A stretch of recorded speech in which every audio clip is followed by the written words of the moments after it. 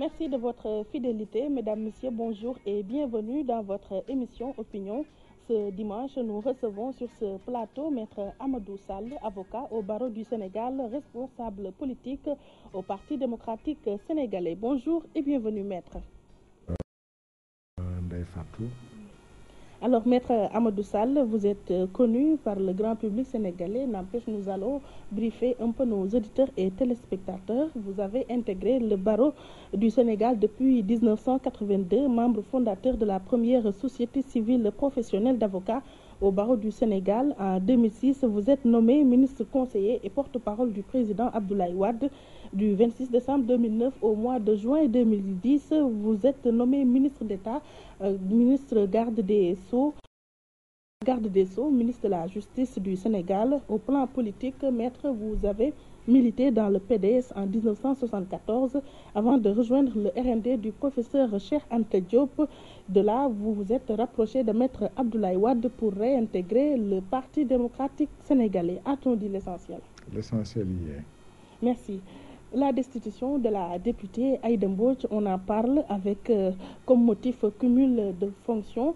Le ministre des collectivités locales, Abdoulaye Diouf Sarr, évoque cette et justifie cette décision par l'article 3 de la loi 96-11-5-1996. Alors, cet article, est-ce qu'il vous convient? Avant de parler de cet article, permettez-moi d'abord de vous saluer vous-même, de saluer vos techniciens et collaborateurs et de saluer l'ensemble de vos téléspectateurs. Je suis déçu de ce qui s'est passé concernant notre sœur Aïda Mbodj, parce que je considère, pour ce qui me concerne, que la démocratie concerne d'abord des hommes d'une certaine hauteur, d'une certaine dignité, mais aussi d'une certaine élégance. Élégance dans le comportement, élégance dans le propos, mais également élégance dans les actes et les perspectives. J'allais dire le sens esthétique des choses. Notre sœur Aïda Mbodj a été élu d'abord président du groupe parlementaire des libéraux. Dans l'histoire de notre pays, c'est la première fois qu'une femme a été portée à la tête d'un groupe parlementaire. Notre gouvernement, qui manque totalement d'élégance, notre majorité politique qui manque d'élégance et du sens esthétique, si et au des raisons qu'il est inutile d'évoquer ici. De la même façon, notre sœur Aïda Mbodj a été élue, cette fois-ci par le suffrage des Sénégalais, des citoyens, à la tête du conseil départemental de Bambey, devenant encore ici la première femme sénégalaise à occuper ces hautes, ces importantes et cette prestigieuse fonction. Là également, il y a un manque d'esthétique, un manque d'élégance dans le comportement.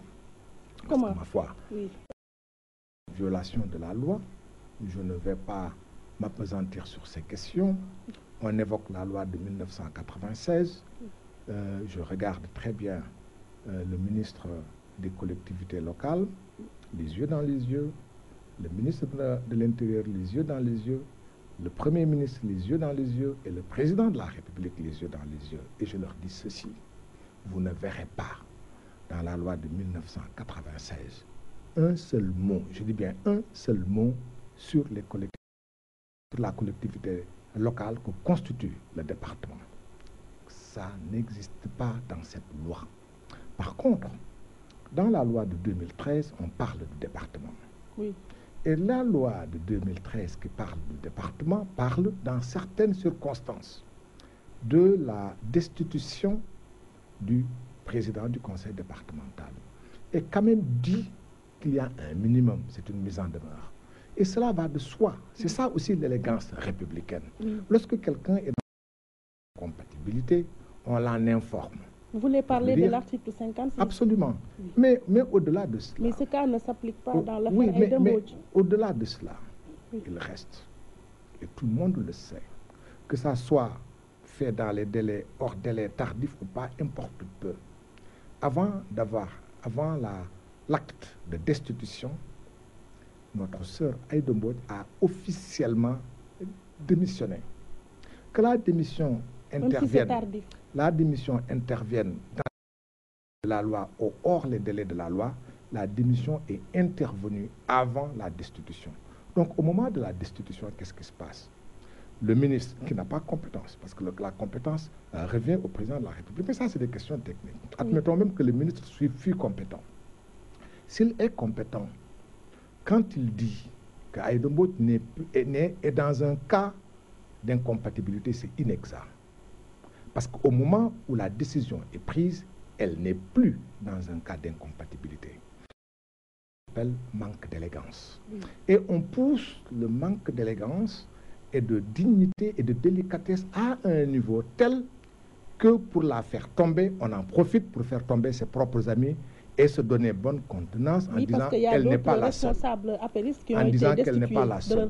Si on avait destitué les responsables apéristes avant, on aurait dit qu'il y a une volonté de régler les choses du point de vue de la loi. Mais d'une part, on a tout fait en violation de la loi, mais parce qu'on a déjà destitué quelqu'un et il faut des gens qui l'accompagnent. Ce sont les agneaux du sacrifice.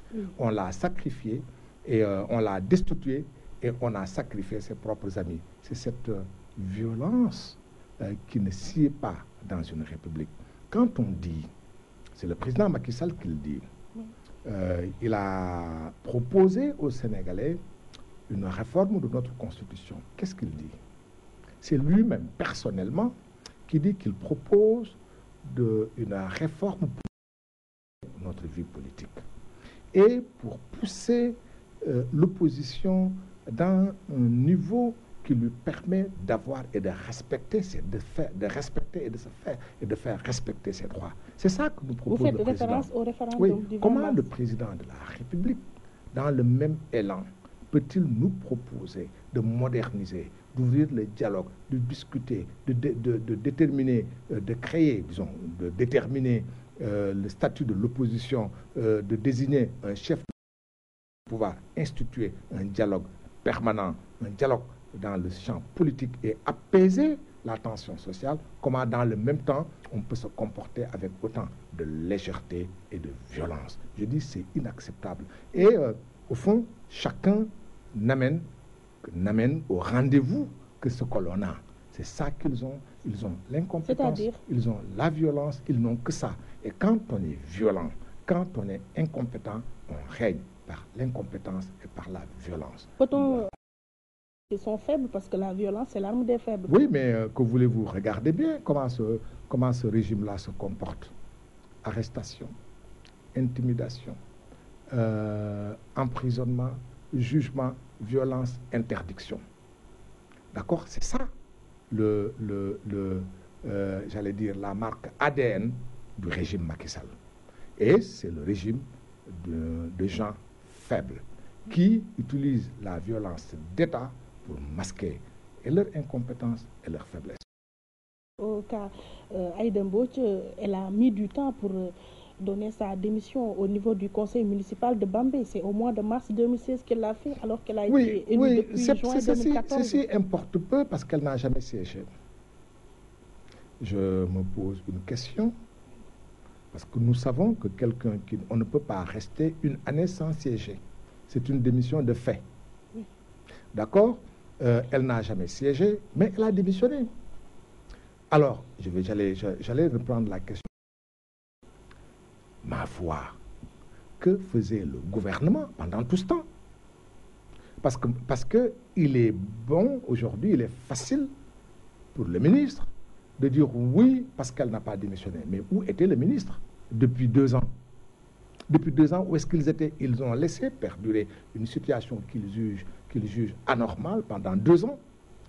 On ne peut pas, il y a un principe de chez nous qui dit qu'on ne peut se prévaloir de sa propre turpitude. Nous avons un gouvernement qui, dans son incompétence et dans ses turpitudes, le gouvernement n'a pas le droit d'opposer aux Sénégalais ses propres incompétences, sa propre inertie et sa propre turpitude. Oui. Le gouvernement aurait agi dans le cadre de la loi, en respectant à la fois la forme et les délais, qu'on n'aurait rien à dire. Mais à partir du moment où on est en retard, où on marche d'un pas de sénateur, qu'on ne parle pas plus fort que les autres. Et aujourd'hui, le gouvernement tente de parler plus fort que les autres.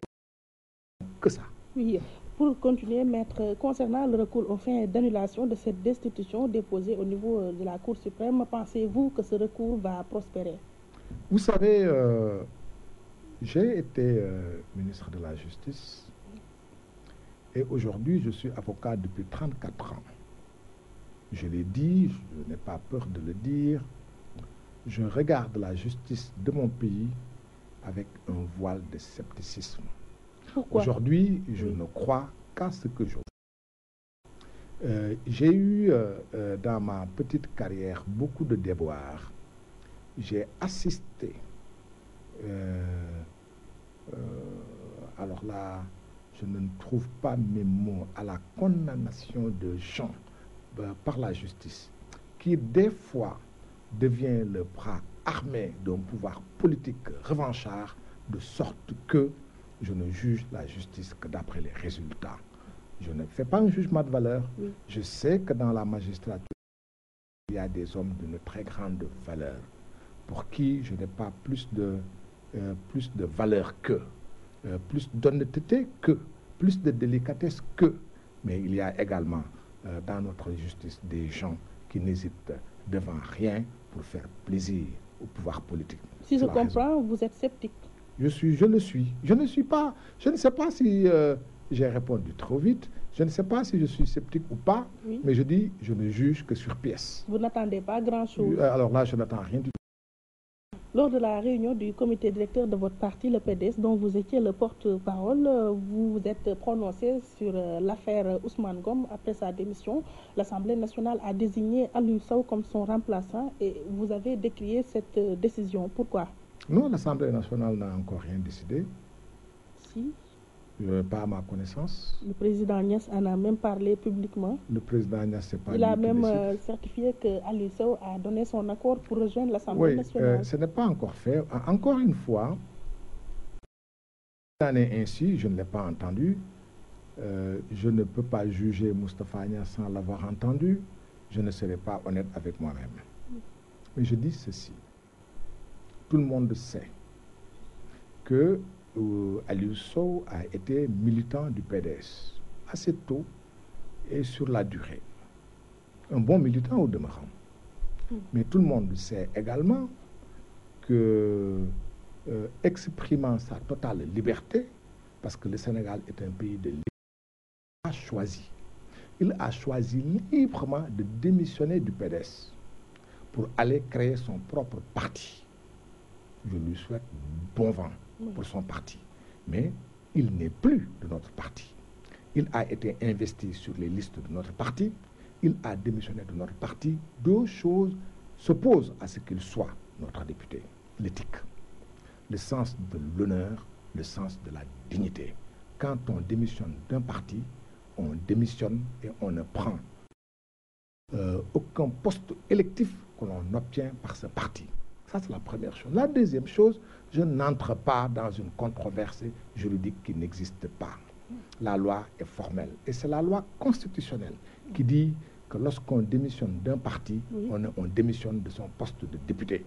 Aujourd'hui, légalement, il ne peut pas être député de notre parti à l'Assemblée nationale. Maintenant, le président Moustapha Niasse, comme l'Assemblée nationale, le régime APR, n'use que de violence et qui s'est soumis, c'est la vérité, il s'est soumis à un pan entier de notre justice. Ce régime-là ne procède que par violence. Ce régime-là ne procède que par violation de la loi, ne procède que par violation de la Constitution. Si Moustapha Niasse, pour qui j'ai du respect, le fait, il aura mal fait. S'il accepte que ça soit fait, il aura fait preuve de faiblesse. N'est-ce pas, c'est le règlement intérieur de l'Assemblée qui règle la question? Non. Vous savez, il y a à la fois le règlement, il y a tout ça. Tous les Sénégalais savent qu'un député qui démissionne de son parti perd son mandat électif. Qu'on ne vienne pas faire une interprétation extensive, ce n'est pas possible. ils ont le pouvoir, ils ont l'habitude de faire comme ils veulent. C'est ça qui fait dire à certains, de façon triste, que nous avons une assemblée croupion. Parce que ce n'est qu'une assemblée croupion qui obéit à des contingences politiciennes, qui acceptent que les lois de notre pays soient violées.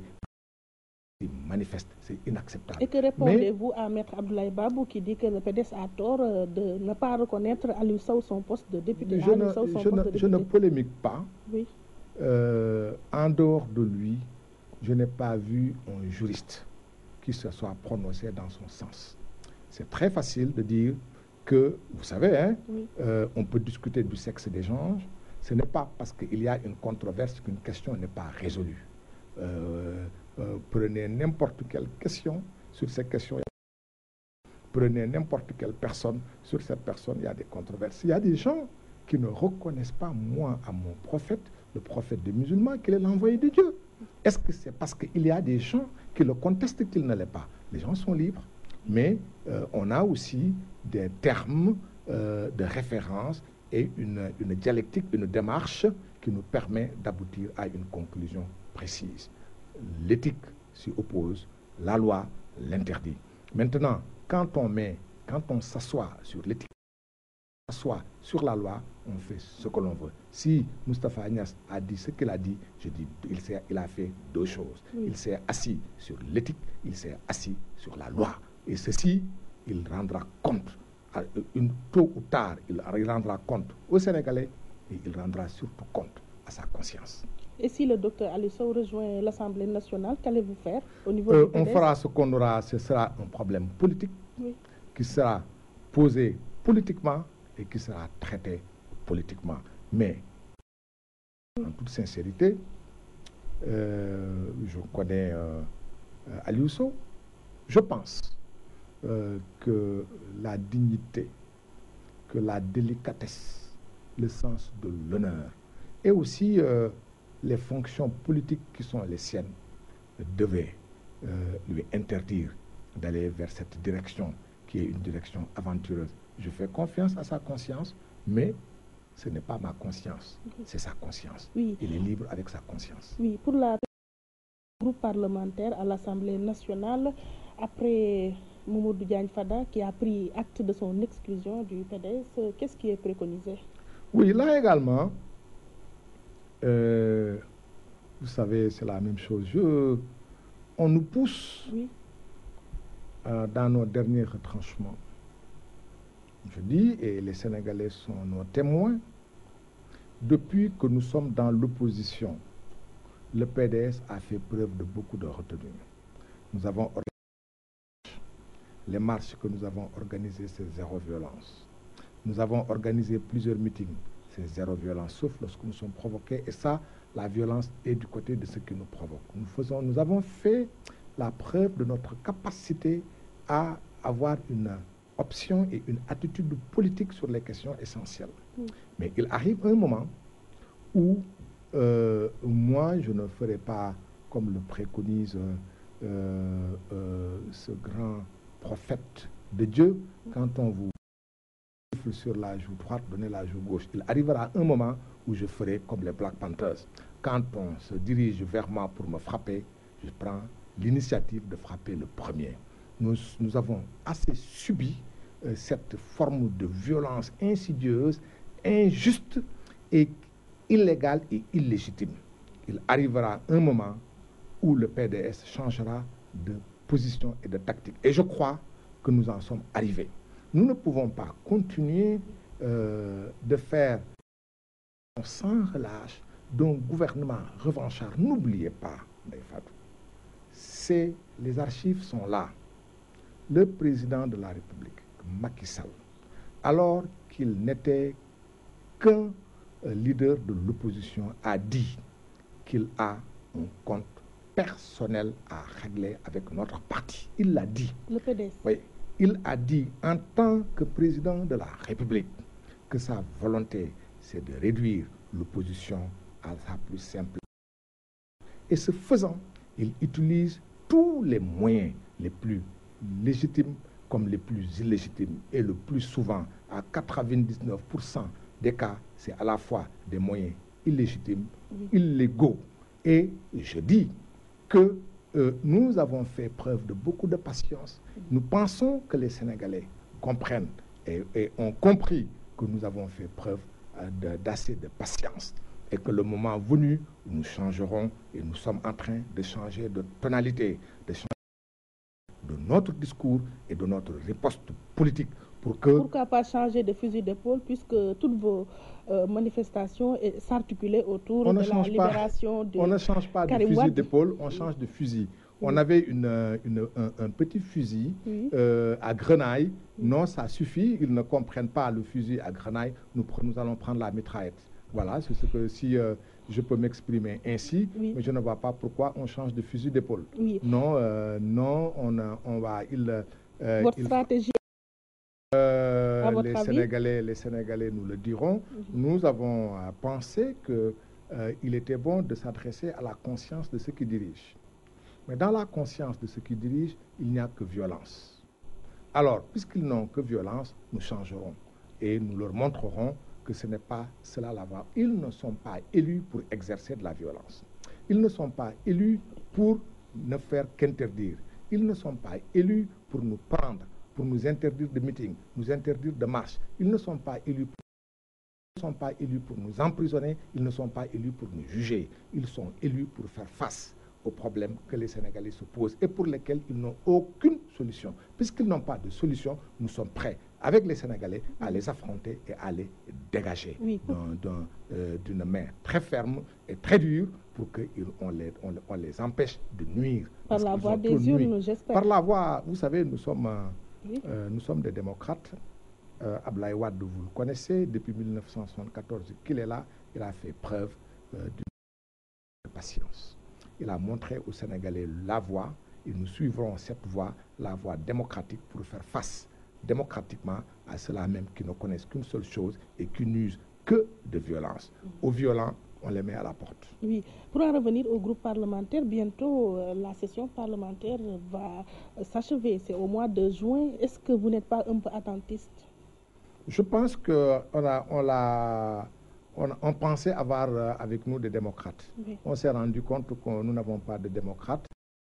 Des gens violents vous en avez été les victimes, comme d'autres. Ils ne connaissent que ça. Et écoutez, qui tue par l'épée périra par l'épée. Oui. Nonobstant de tout cela, Maître Amadou Sall, ne voyez-vous pas que le PDS est sur plusieurs fronts? Il y a l'affaire Karim Wade, ses démissions en cascade, ses exclusions, on pourrait dire ainsi, avec comme exemple le cas de Modou Diagne Fada. Vous savez, il n'y a pas de démission. Regardez Maître bien. Ousmane Ngom qui a claqué la porte. Maître Ousmane Ngom, c'est mon ami. Aline Sow et d'autres. C'est mon ami. Aline Sow, c'est mon neveu, c'est mon petit frère. Oui. Mais vous savez, c'est comme ça la vie. Hein. Si vous en avez le souvenir, en 1978, lorsque le PDS est allé pour la première fois aux élections législatives avec un groupe parlementaire, un an après, il n'y avait plus de groupe parlementaire, tout le monde est parti. Il est arrivé que le PDS perde presque la totalité de ses députés, mais la totalité de son comité directeur. Il en a toujours été ainsi. Il fut un moment où le gouvernement d'Abdou Diouf se résumait à un coffre-fort ambulant qui était ouvert pour corrompre tout ce qui hésitait chez nous. Oui. Cette ère est revenue où on corrompt, où on essaie d'intimider, de travailler tout ce qui peut être travaillé. Mais le PDS est là. Mais on a vu la consécration de la transhumance avec le pouvoir de Maître Abdoulaye Wade. Oui, la transhumance a existé du temps de Maître Abdoulaye Wade. Je fais partie de ceux qui condamnent cette forme d'activité politique. Ce n'est pas aujourd'hui que je changerai. Je l'ai condamné quand Abdou Diouf était au pouvoir. Sous Senghor, j'étais un peu jeune, mais je l'ai condamné.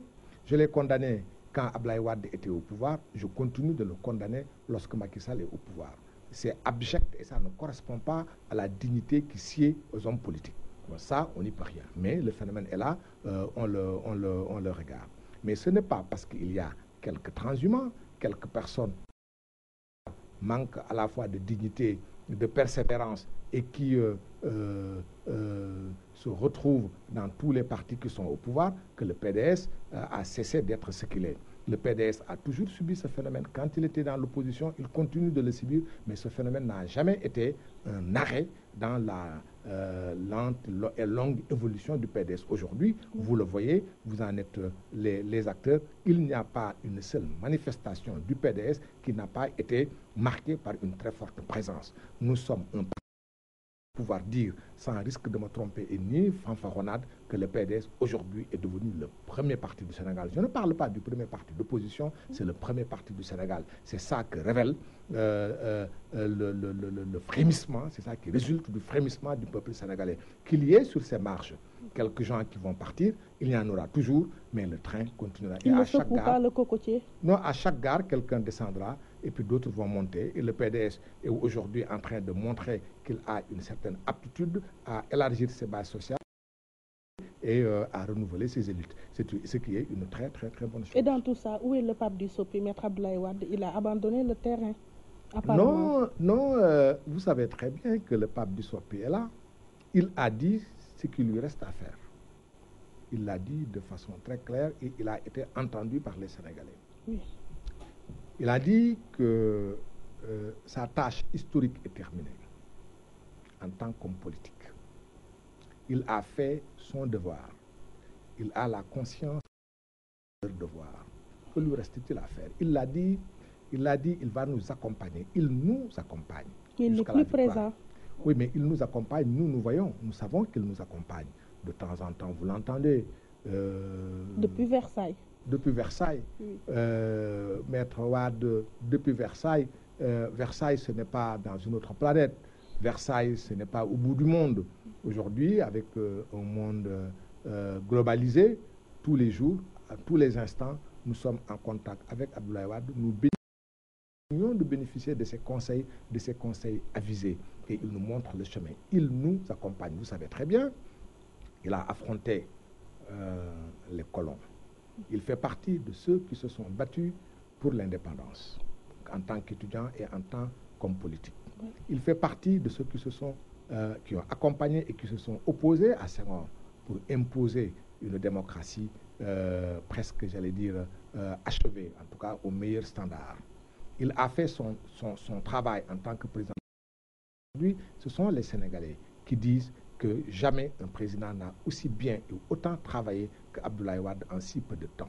Il a fait son devoir. Que lui reste-t-il?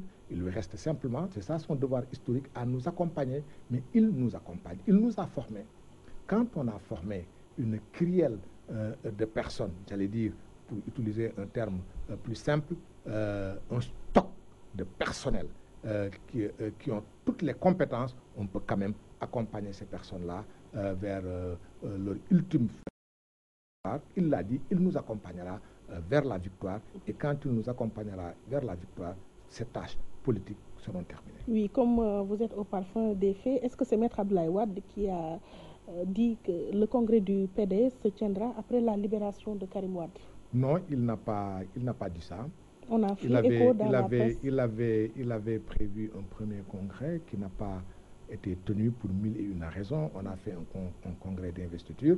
On décidera ensemble du moment où l'on fera votre congrès, parce que pour le moment, je ne peux vous le dire, mais naturellement, avant d'aller vers les élections, on ira à un congrès. On fera un congrès. Oui, en parlant des élections législatives, est-ce que le PDS va cheminer seul ou bien sera dans une coalition?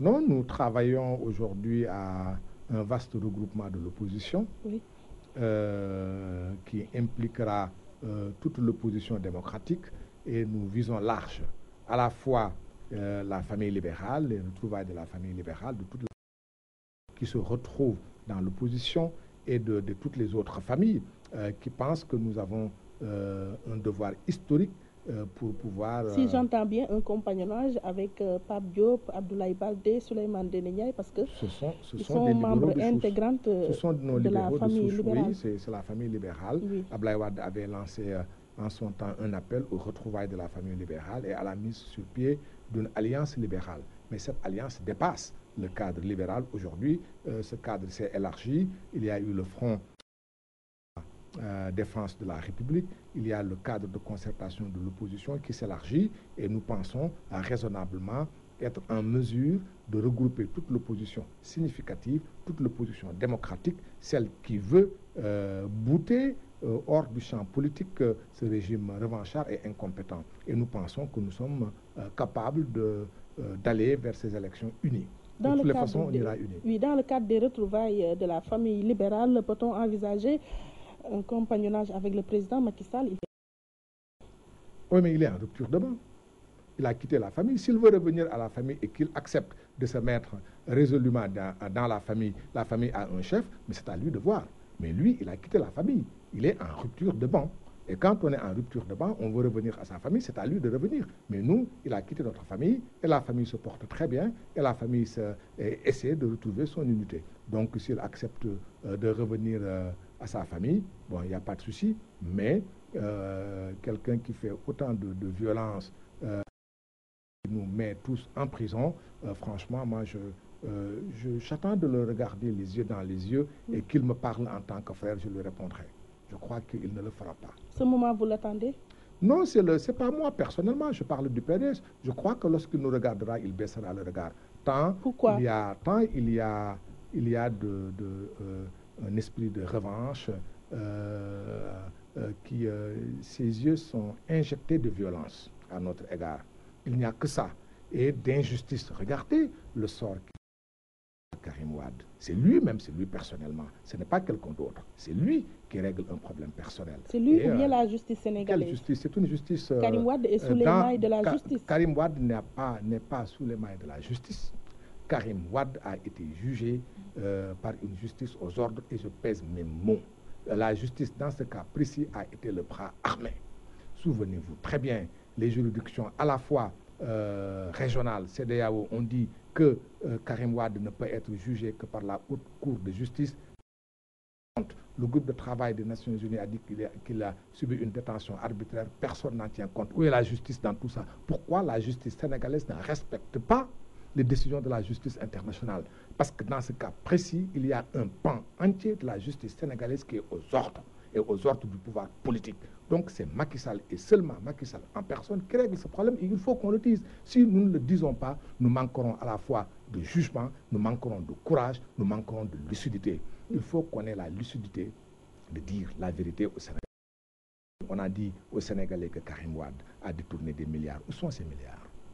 On a attendu pendant 3 ans. Il y a des saisies dont on fait état à Paris. Rien du tout. Et à Monaco. Il n'y a rien du tout. On avait 10 000 milliards. Et on saisit... il est facile aujourd'hui de dire qu'Amadou Sall a des milliards, Amadou Sall a des radios, on ne trouve pas les radios, on vient voir les radios de Sidi Lamine et en disant que Sidi Lamine Niasse est le prête-nom de Amadou Sall, on saisit les Walfadjri qui est à moi. Alors, si c'est ça, oui, ils ont trouvé quelque chose. Mais vous faites référence à Bibo? Oui, chose qui n'appartient pas à Karim Wade. Et ils le savent. Personne aujourd'hui, ni parmi ceux qui ont jugé Karim Wade, s'ils sont des musulmans, s'il y en a parmi eux, ni parmi ceux qui l'ont fait juger, personne parmi eux, et je pèse mes mots, n'est capable de mettre sa main sur le Coran et de jurer que Karim Wade est coupable de ce pourquoi il a été condamné. Personne, je dis bien personne, ne le fera. Et je leur lance ce défi. Pourtant, il a été jugé coupable d'enrichissement illicite. Oui, mais a-t-il la possibilité de faire appel? Non. De faire appel. A-t-il la possibilité de faire examiner son cas? Non. Alors, quand on crée une juridiction d'exception comme ça, on obtient ce qu'on veut. Mais si on voulait effectivement éclairer les Sénégalais, on l'aurait fait juger par une juridiction normale, dans laquelle ses avocats peuvent le défendre normalement, peuvent le défendre en respectant la loi. Ses avocats n'ont pas été mis en mesure de le défendre. Lui-même n'a pas été mis en mesure. Les plaidoiries. Ndeye Fatou, j'ai été expulsé. Quand un juge se permet d'expulser un avocat dans ces circonstances-là, alors je dis que ce juge est le bras armé du pouvoir politique. C'est ça la vérité. Oui. À propos, Karim Wade s'est donné les possibilités d'exporter cette bataille judiciaire à Paris. Il avait même déposé une plainte contre l'État du Sénégal. Où en êtes-vous avec ce dossier? C'est parfait. Il y a 2 choses qui se sont passées à Paris. Lesquelles? La première chose, à l'entame, le président de la République, Macky Sall, a fait déposer une plainte contre Karim Wade et sa famille. Toute sa famille, y compris le président Wade. Pour quel motif? Enrichissement les juridictions françaises ont estimé que sur la France, Karim Wade et sa famille n'avaient aucun bien mal acquis. Cette plainte a été classée sans suite. Et Karim Wade lui-même a déposé une plainte en France pour détention arbitraire. Et la France, le juge français, a déclaré cette plainte recevable. Le reste, c'est entre les mains du juge. Nous attendons la suite. Qu'est-ce que ça veut dire? Ça veut dire, au fond, que quand nous sommes devant des juges indépendants, la loi est respectée. Lorsque le gouvernement du Sénégal est allé devant des juges indépendants, on l'a débouté. Lorsque nous-mêmes nous sommes allés devant des juges indépendants, nous avons gagné.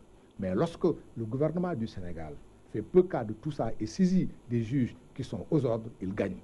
Alors, à vaincre sans péril, on triomphe sans gloire. Oui. Le gouvernement du Sénégal triomphe, mais il triomphe sans gloire. Oui, dans l'évolution de ce dossier, peut-on envisager des auditions de hautes personnalités comme le chef de l'État, le président Macky Sall, Madame Aminata Touré ou bien Félix Antoine Diome et consorts?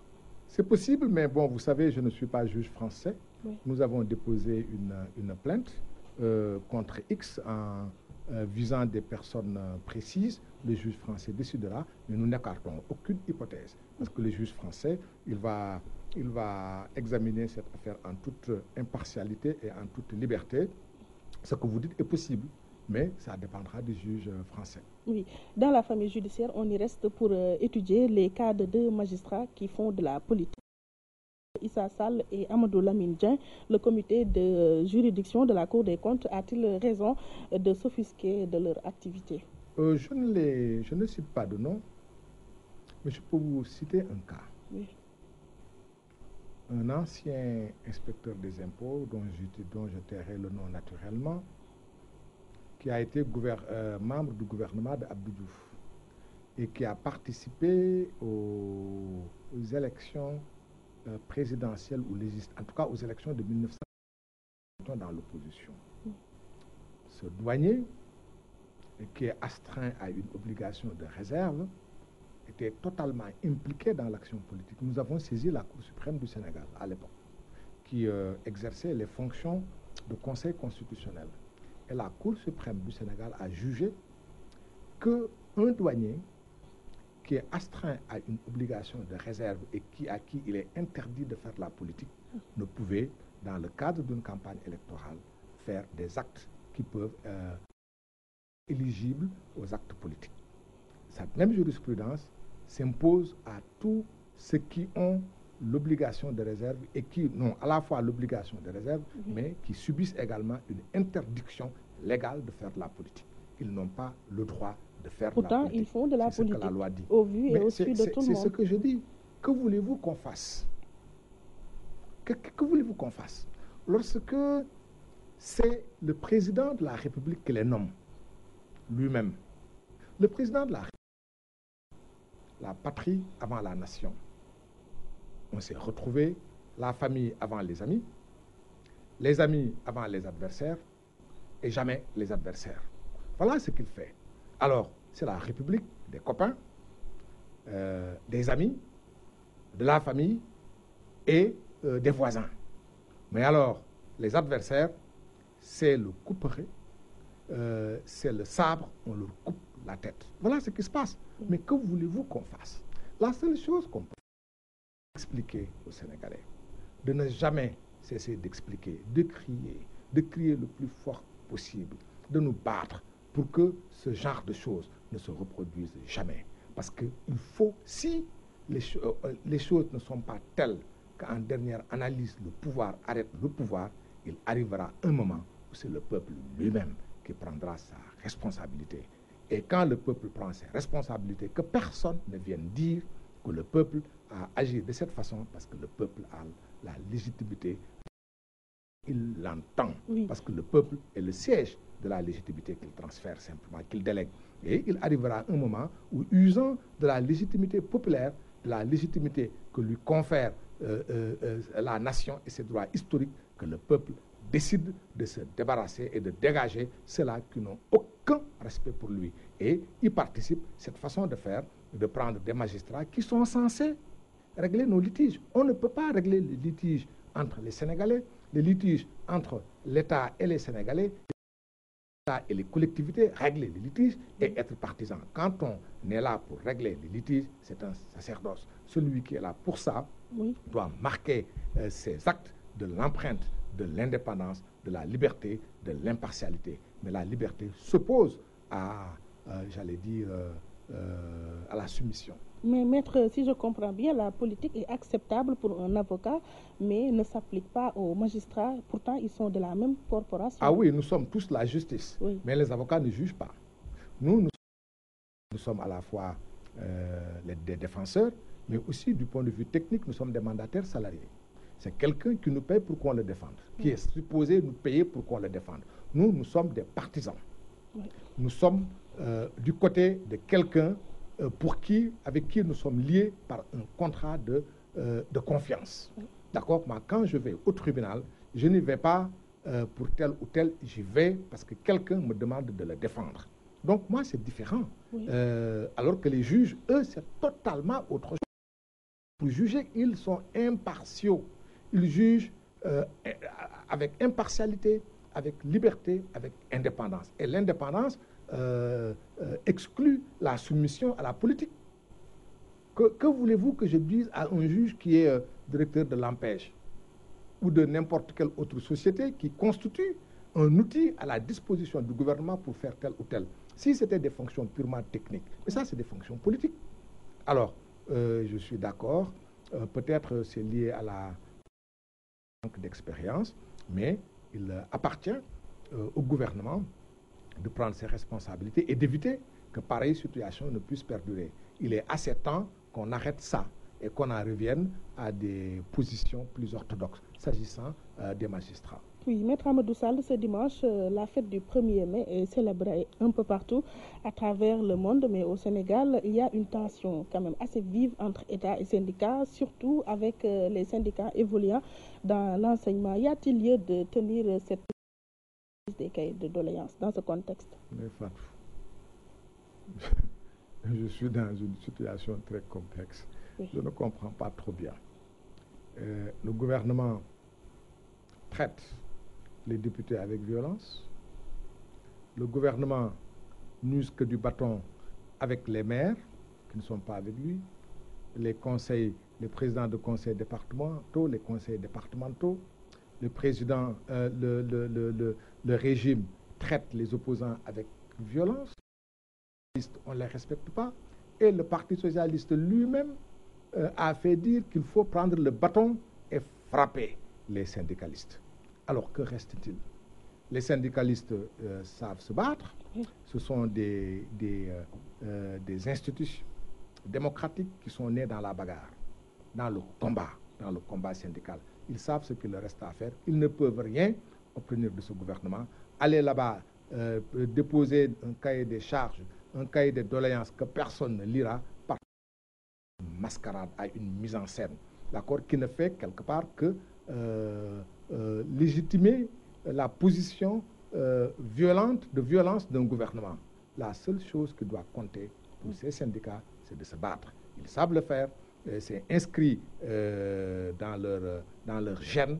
C'est la défense des intérêts matériels et moraux des travailleurs, de leurs membres. Ils savent le faire. Ils n'ont qu'à se battre pour qu'on les respecte. Dans parce ce qu'ils cadre, ont en face d'eux quelqu'un qui ne les respecte pas. Et quel est le rôle? L'État ici n'a aucun rôle. L'État du Sénégal, aujourd'hui, n'a aucun rôle. C'est un État, j'allais dire, qui n'a qu'une seule chose. Il n'y a pas le bâton et la carotte. Il ne manie qu'une seule chose, le bâton. Regardez ce qui se passe à Ouakam. Alors, les jeunes manifestent. Ils estiment que ceci ou cela. Mais c'est un lait empoisonné de votre régime. Ont-ils raison? C'est ça que je dis. C'est pas ça qui est important. Oui. C'est pas un lait empoisonné. Il reste toujours qu'un gouvernement fait de bonnes choses et de mauvaises choses. Je ne porte pas un jugement de valeur. Les populations se révoltent. Ils estiment qu'ils sont spoliés. Alors, mais c'est facile. Écoutons-les. Ils ont terminé par là où ils devaient commencer. Au départ, les populations ont parlé, les populations ont protesté. Est-ce que les populations ont raison? Est-ce que le promoteur immobilier a raison? Mais le gouvernement n'a qu'à les mettre ensemble, comme il est en train de le faire. On appelle les gens, on discute. Et si les populations ont raison, on leur dit vous avez raison. Si raison, on leur explique et on essaie de trouver une situation d'apaisement. Parce que aussi gérer, c'est gérer des équilibres, c'est aboutir à un apaisement, à une situation apaisée, la paix civile. C'est ça qu'on veut en définitive. Mais non, on envoie la maréchaussée, vous avez vu d'ailleurs, et j'en profite pour dire quand même une chose, et je m'adresse là à deux amis. Je m'adresse au général Gueye Faye, qui est le directeur, le haut commandant de la gendarmerie nationale, qui est mon frère, à mon frère Omar Mal, qui est mon ami, qui est mon frère, qui est le chef, qui est le directeur général de la police nationale. Il faut qu'on éduque à la fois les Sénégalais, mais également les forces de l'ordre. Les forces de l'ordre sont là pour veiller à la sécurité publique. Les forces de l'ordre ne sont pas là pour frapper les Sénégalais. Ce n'est pas leur rôle. Le rôle du policier ou du gendarme, ce n'est pas de frapper les Sénégalais, c'est de veiller à ce que l'ordre public ne soit pas troublé. Et s'il y a malgré tout des personnes qui troublent l'ordre public, c'est, disons, d'empêcher d'abord le trouble à l'ordre public, de maîtriser ces personnes et de les mettre à la disposition de la justice. Ils en ont les moyens. Nous ne pouvons pas prendre notre argent, nos impôts, former des gendarmes, former des policiers et accepter qu'ils passent leur temps à frapper les gens. Ce n'est pas leur rôle. Ils peuvent, quand ils le désirent, parce que pourquoi ça se fait dans d'autres pays? Pourquoi dans d'autres pays, les gendarmes, les policiers qui sont bien formés avec l'argent du contribuable parviennent à maintenir l'ordre public sans frapper? On peut maintenir l'ordre public Sénégalais, qu'ils arrêtent de frapper les Sénégalais et qu'ils se limitent à leur tâche. On dirait qu'ici, c'est la première option. Oui, mais parce qu'ils ne font que suivre ce qui les dirige. Parce que le président de la République, son gouvernement ne connaissent que ça, frapper. Quand le président ne connaît que ça, frapper, emprisonner de façon toujours illégitime et illégale, il est évident que ces policiers et ces gendarmes le suivront, ils ne feront que frapper. Mais ça suffit. Oui, dans cette lancée, qu'est-ce qu'il faudrait pour freiner cette boulimie foncière notée un peu au pays? Oui, là également, c'est des questions sérieuses. Oui. Vous savez, dans ce pays, l'essentiel du foncier appartient au domaine national. La population grandit et l'État joue un rôle capital parce qu'il n'y a que l'État et seul l'État qui peut demander l'immatriculation à son nom de terres relevant du domaine national pour ensuite les céder à des privés. Oui. Donc, il n'y a plus de liberté dans la gestion foncière, sauf dans la gestion foncière classée à la catégorie du domaine privé des particuliers. Mais ce domaine est assez restreint et ne pose aucun problème. L'essentiel du domaine foncier est de la responsabilité de l'État. Évidemment, quand ça se passe comme ça, c'est l'État qui donne ses privilèges.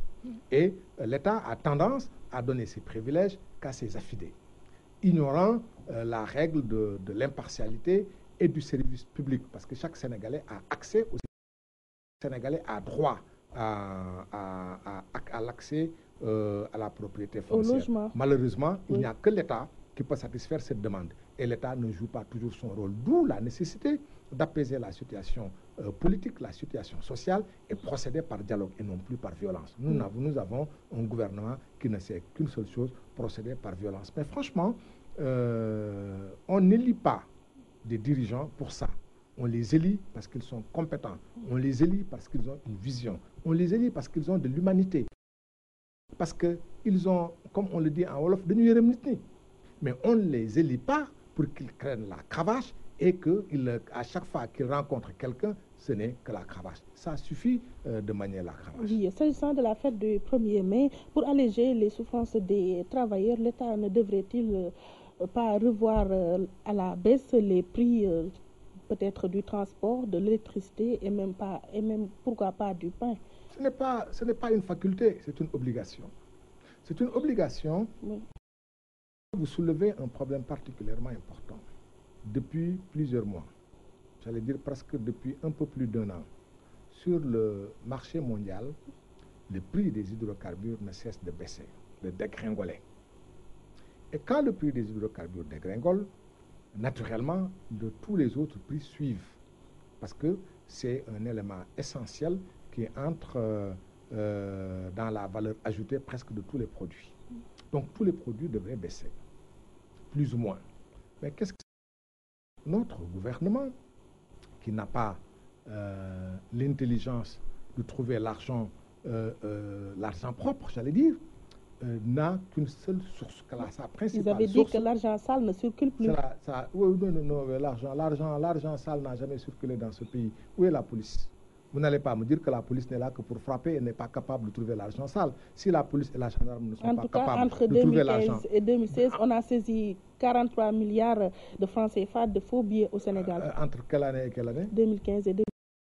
L'argent sale, alors qui fait circuler l'argent sale, alors ce sont eux qui font circuler l'argent sale. Bref, j'allais dire que oui. Normalement, les prix devraient baisser. Mais le gouvernement ne peut pas baisser les prix parce qu'il n'a aucune autre source de revenus, parce qu'il ne travaille pas. Et le gouvernement vit sur le dos des Sénégalais. Le Sénégal est un des rares pays au monde où la fiscalité sur les travailleurs rapporte plus que la fiscalité sur les entreprises. Or, ce sont les deux mamelles des impôts, le travailleur et l'entreprise, le consommateur d'une manière générale. Mais lorsque on pressure le travailleur, ben, il ne lui reste plus rien.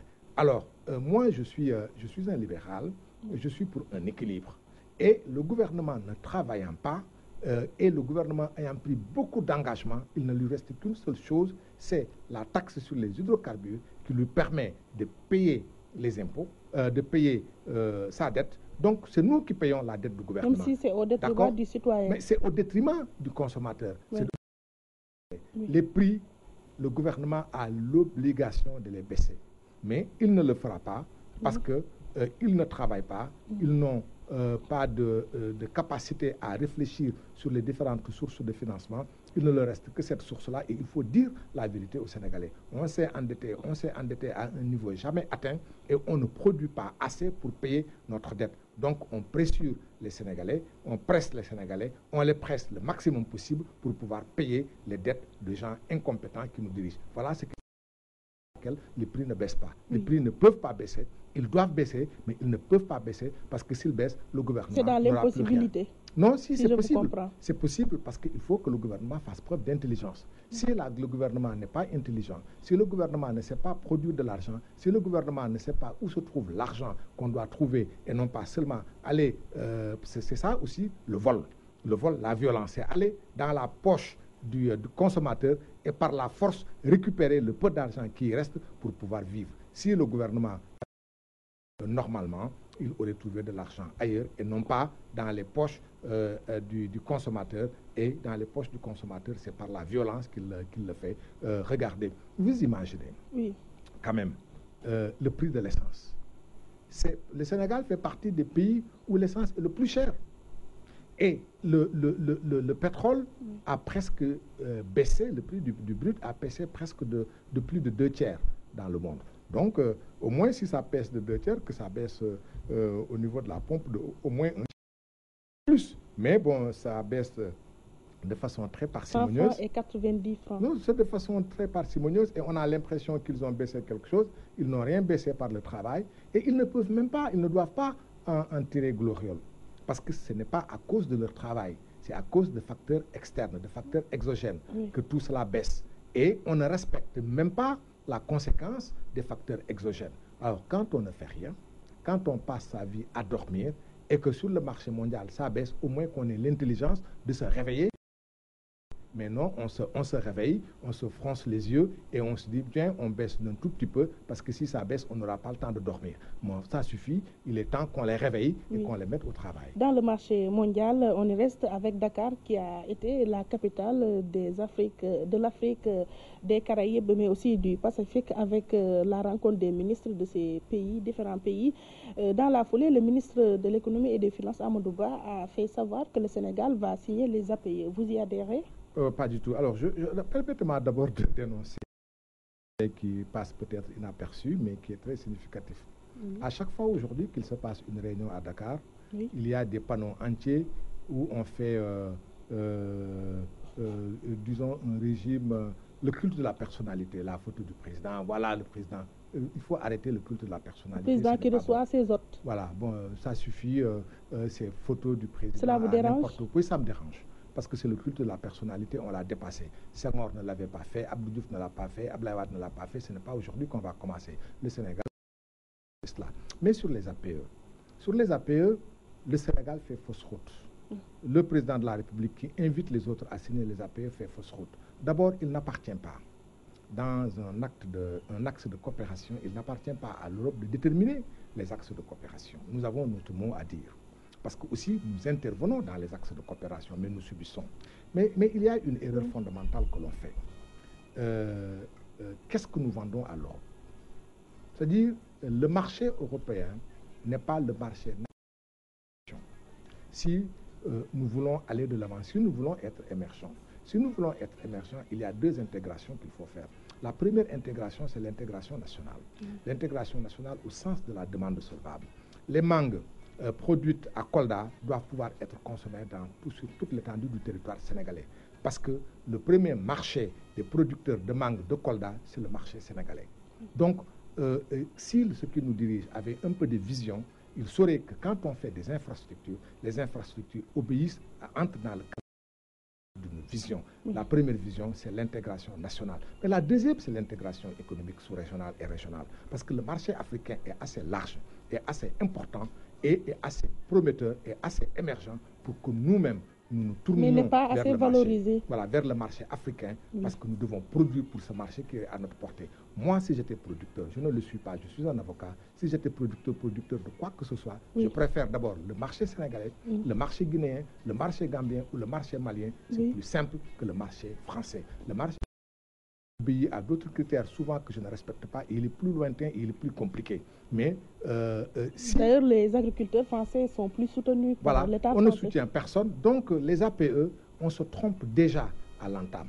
Mais les pays des Caraïbes, pour l'essentiel, et les pays des Caraïbes et du Pacifique, pour l'essentiel, refusent de signer les APE. Mais le président Abdoulaye Wade, quand il était là, il a expliqué aux Sénégalais et aux Africains le danger que constituaient les APE. Parce que le président Abdoulaye Wade avait comme bandoulière l'indépendance et la liberté des Africains. Mais le président Macky Sall, qu'on soupçonne et qu'on juge comme étant à la merci et obéissant aux Européens, est devenu aujourd'hui leur porte-drapeau, leur porte-étendard. Et c'est lui qui demande aux autres Africains de signer et de faire ce que le président Abdoulaye Wade leur avait refusé de faire.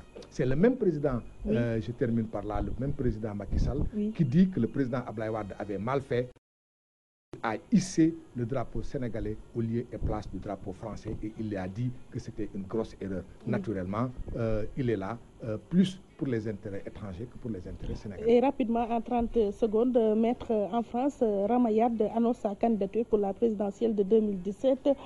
Est-ce que cela vous amène à dire yes we can, comme c'était le cas avec Obama en 2008? Je ne considère pas la candidature de Ramayad comme de l'exotisme, encore que la France fut un empire, et un empire avec ses racines exotiques, que oui, c'est le cheminement naturel et l'évolution naturelle de la société française, qui est une société multicolore, multiraciale, une société ouverte qui est liée au passé colonial et à l'histoire de France. Vivement que la candidature de Ramayad soit soutenue pour montrer un autre visage de la France. J'aimerais avoir ce visage de la France plutôt qu'un visage raciste et exclusiviste et qui ne...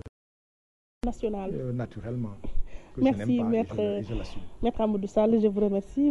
Je rappelle que vous êtes avocat dans le barreau sénégalais, mais aussi vous êtes responsable au Parti démocratique sénégalais, et vous étiez notre invité dans l'émission Opinion.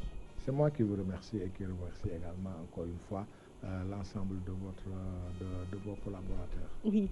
Merci à nos auditeurs et téléspectateurs qui nous ont prêté attention. Grand merci à Alioune Badara Ndiaye, le génie. Merci à Oustaz Assane Diouf pour la coordination. Excellente semaine à vous. Inch'Allah.